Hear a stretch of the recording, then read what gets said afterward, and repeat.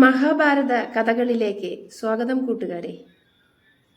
വ്യാസഭഗവാൻ, വ്യാസമഹർഷി താൻ കൂടി അടങ്ങിയ തൻ്റെ കുടുംബത്തിൻ്റെ കഥയാണ് മഹാഭാരതത്തിലൂടെ, ജയമെന്ന മഹാഭാരതത്തിലൂടെ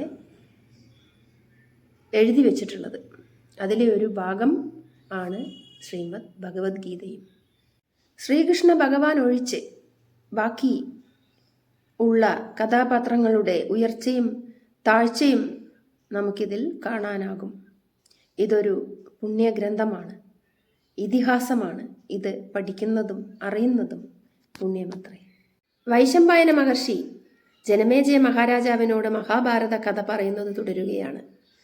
കാമ്യക വനത്തിലേക്ക് അടുക്കും മുമ്പ് പാണ്ഡവരോട് എതിരിടാനായി കിർമീരൻ എന്ന അസുരൻ നിലകൊണ്ടു. ഭീമനെ കൊല്ലുകയാണ് ലക്ഷ്യം. എന്താണ് കാരണം? തൻ്റെ സഹോദരനായ ബകാസുരനെ ഭീമൻ കൊന്നു. കൂടാതെ ഉറ്റചങ്ങാതിയായ ഹിഡിംബനെയും കൊന്നു. ഇന്ന് ഇവനെ തീർത്തിട്ട് തന്നെ കാര്യം.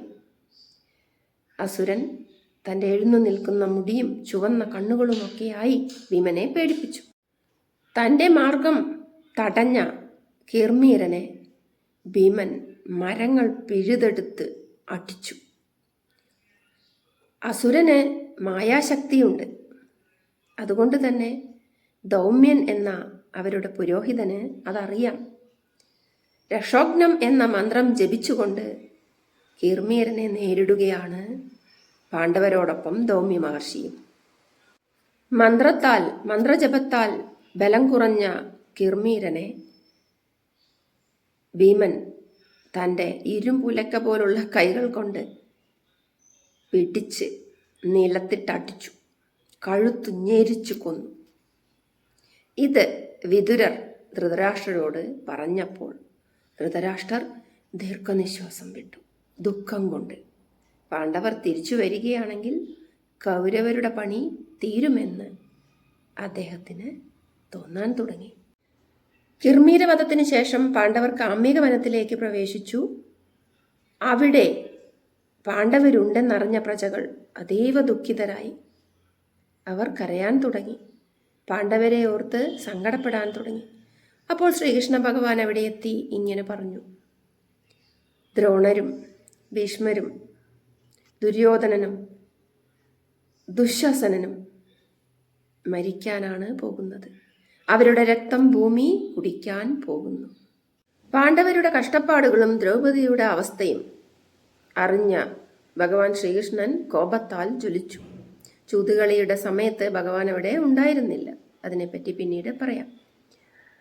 ഇത് കണ്ട അർജുനൻ പേടിച്ചു. ഭഗവാൻ ജ്വലിക്കുകയാണ്, ഭൂമി കത്തും. അപ്പോൾ ഭഗവാനെ സ്തുതിക്കുകയാണ് അർജുനൻ. മൗനം പൂണ്ടിരുന്ന പാർത്ഥന്റെ വാക്കുകൾ, സ്തുതിവാക്യങ്ങൾ കേട്ടിട്ട് ഭഗവാൻ ഇങ്ങനെ പറഞ്ഞു: നരനും നാരായണനുമാണവർ. നരനായ മനുഷ്യനായ അർജുനനും നാരായണനായ പരബ്രഹ്മമായ ഭഗവാനും. അർജുന, നീ എൻ്റേതു മാത്രമാണ്, ഞാൻ നിന്റേതുമാണ്. എനിക്കുള്ളതെല്ലാം നിന്റേതാണ്, നിനക്കുള്ളതെല്ലാം എൻ്റേതാണ്. നിന്നെ ദ്വേഷിക്കുന്നവൻ എൻ്റെ വിരോധിയാണ്, നിന്നെ സ്നേഹിക്കുന്നവൻ എൻ്റെ സുഹൃത്താണ്. നീ നരനും ഞാൻ നാരായണനുമാണ്. നാം അഭിന്നരാണ്. ഒരു നിശ്ചിത സമയത്ത് ഒരുമിച്ച് അവതരിച്ചവരാണ് നാം. നമുക്ക് തമ്മിൽ അന്തരമില്ല. പിന്നീട് ദ്രൗപദിയുടെ ഊഴമാണ്. സങ്കടത്തോടുകൂടി ദ്രൗപദി ഭഗവാന്റെ മുന്നിൽ പ്രത്യക്ഷപ്പെട്ടു. എന്നിട്ട് ഇങ്ങനെ പറയുകയാണ്: മധുസൂദന, സൃഷ്ടിയുടെ ആരംഭത്തിൽ അങ്ങ് ഒറ്റയ്ക്ക് തന്നെ ഈ പ്രപഞ്ചമെല്ലാം രചിച്ചതായി ദേവലനും അസിതനും പറഞ്ഞു ഞാൻ കേട്ടിട്ടുണ്ട്. അങ്ങ് തന്നെ അപരാജിതനായ വിഷ്ണുവാണെന്ന് ശ്രീ പരശുരാമൻ എന്നോട് പറഞ്ഞിട്ടുണ്ട്. അങ്ങ് തന്നെ എന്നോട് പറഞ്ഞിട്ടുണ്ട്. അങ്ങ് തന്നെയാണ് യജ്ഞവും യജമാനനും. അതുകൊണ്ട് തന്നെ ഞാൻ അങ്ങയുടെ മുമ്പിൽ എൻ്റെ സങ്കടം ഉണർത്തിക്കട്ടെ. ദ്രൗപദി തൻ്റെ സങ്കടം ഇങ്ങനെ ഉണർത്തിക്കുകയാണ്. സകലാശ്രയമായ സർവേശ്വരനായ ഭഗവാനെ കൃഷ്ണ, ഞാൻ ദൃഷ്ടദ്യുമ്നൻ്റെ സഹോദരിയാണ്, പഞ്ചപാണ്ഡവരുടെ പത്നിയാണ്. ഈ വിധത്തിലുള്ള മാന്യതകളെല്ലാമുള്ള എന്നെ നിറഞ്ഞ സദസ്സിലിട്ട് സഭയിലിട്ട് വലിച്ചിഴച്ചത് എത്ര ദുഃഖകരമാണ്. കൗരവർ ചതിയിൽ ഞങ്ങളുടെ രാജ്യം അപഹരിച്ചു. വീരരായ പാണ്ഡവരെ ദാസന്മാരാക്കി രാജാക്കന്മാർ തിങ്ങി നിറഞ്ഞ സഭയിൽ രജസ്വലയും ഏകവസ്ത്രയുമായ എന്നെ തലമുടിക്ക് പിടിച്ച് വലിച്ചിഴച്ചു. ഗാണ്ഡീവം കുലയേറ്റാൻ ഭീമനും അർജുനനും അങ്ങേക്കും മാത്രമല്ലേ കഴിവുള്ളൂ. എന്നിട്ടും ഈ ഭീമാർജുനന്മാർക്ക് എന്നെ രക്ഷിക്കാൻ കഴിഞ്ഞില്ലല്ലോ. ഇവരുടെ ബലവും പൗരുഷവുമൊക്കെ എത്ര നിന്ദ്യം. ഇത്രയും ബലവാന്മാരായ നിങ്ങളുടെ മുന്നിൽ ദുര്യോധനൻ ഇന്ന് ജീവിച്ചിരിക്കുന്നത് അത്ഭുതമല്ലേ? നിങ്ങളുടെ കഴിവുകേടുകൊണ്ടല്ലേ അവൻ ഇവിടെ ജീവിക്കുന്നത്, ഇത്രയും അക്രമം കാണിച്ചുകൊണ്ട്. ദ്രൗപദിയുടെ ചോദ്യം കേട്ട് എല്ലാവരും വിറച്ചുപോയി. ശാന്തശീലരായ പാണ്ഡവരെ മാതാവോടൊപ്പം ഹസ്തിനപുരിയിൽ നിന്ന് പുറത്താക്കിയ ദുര്യോധനൻ, ഭീമസേനനെ വിഷമൂട്ടി വധിക്കാൻ ശ്രമിച്ച ദുഷ്ടൻ, ഉറങ്ങിക്കിടന്ന ഭീമസേനനെ കെട്ടിവെരിഞ്ഞ് ഗംഗയിലെ കയത്തിൽ വലിച്ചെറിഞ്ഞ നീചൻ, കുന്തിദേവിയെയും പുത്രന്മാരെയും വാരണാവതത്തിലെ അരക്കില്ലത്തിൽ പാർപ്പിച്ച് തീവച്ച് കൊല്ലാൻ ശ്രമിച്ച ഭീകരനല്ലേ അവൻ. ഇത്തരം നീചപ്രവൃത്തികൾ ഏതെങ്കിലും മനുഷ്യൻ ചെയ്യുമോ? ദ്രൗപദി ഭഗവാനോട് ചോദിച്ചു.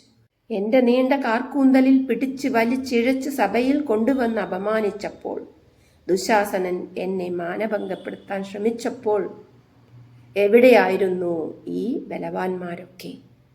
ദ്രൗപദി കൃഷ്ണനോട് ചോദിക്കുകയാണ്. യജ്ഞാഗ്നിയിൽ ജനിച്ച ഞാൻ, പഞ്ചപാണ്ഡവരുടെ പത്നിയായ ഞാൻ അപമാനിക്കപ്പെട്ടപ്പോൾ അങ്ങാണ് എന്നെ രക്ഷിച്ചത്. തൻ്റെ മുന്നിൽ പൊട്ടിക്കരയുന്ന ദ്രൗപദിയെ ആശ്വസിപ്പിച്ചുകൊണ്ട് ഭഗവാൻ ഇങ്ങനെ പറഞ്ഞു. ഭദ്രേ, നിന്റെ ക്രോധത്തിന് കാരണക്കാരായവരുടെ പത്നിമാരും ഇതേ മട്ടിൽ തന്നെ കരയും. കുറച്ചു നാൾക്കുള്ളിൽ അർജുനന്റെ ശരങ്ങളേറ്റ് മുറിഞ്ഞു വീഴുന്ന തലകൾ തറയിൽ കിടന്നുരുളും. പാണ്ഡവർക്ക് അനുകൂലമായി ഞാൻ പ്രവർത്തിക്കും. നീ ദുഃഖിക്കണ്ട. നീ ചക്രവർത്തിനിയാകുമെന്ന് ഞാനിതാ സത്യം ചെയ്തു പറയുന്നു. എൻ്റെ വാക്കുകൾ ഒരിക്കലും അസത്യമാവുകയില്ല. ഭഗവാൻ ഇങ്ങനെ ദ്രൗപദിയോട് അരുളി ചെയ്തു. തൻ്റെ പ്രിയതമനായ അർജുനനെ നോക്കി ദ്രൗപദി നിന്നു. അർജുനൻ പറഞ്ഞു, പ്രിയേ, അതുതന്നെ സംഭവിക്കും. നീ കരയണ്ട. തൻ്റെ പൊന്നോമന പെങ്ങൾ കരയുന്നത് കണ്ട് ദൃഷ്ടദ്യുമ്നൻ ഇങ്ങനെ പറഞ്ഞു. ദ്രൗപദി, യുദ്ധത്തിൽ ഞാൻ ദ്രോണരെ കൊല്ലും, ശിഖണ്ഡി ഭീഷ്മരെ കൊല്ലും, ഭീമസേനൻ ദുര്യോധനനെയും അർജുനൻ കർണനെയും വധിക്കും. ശ്രീകൃഷ്ണ ഭഗവാന്റെ സഹായമുള്ളപ്പോൾ, ബലഭദ്രരുടെ സഹായമുള്ളപ്പോൾ പിന്നെന്തിന് നാം ഭയക്കണം? കള്ളച്ചൂതുകളി നടക്കുന്ന സമയത്ത് ഭഗവാൻ അവിടെ ഉണ്ടായിരുന്നില്ല എന്ന് പറഞ്ഞല്ലോ. പിന്നെ ഭഗവാൻ എവിടെയായിരുന്നു? കഥയുടെ അടുത്ത ഭാഗത്ത് അത് വിശദീകരിക്കുന്നതാണ്. അടുത്ത ഭാഗത്തിനായി കാത്തിരിക്കുമല്ലോ.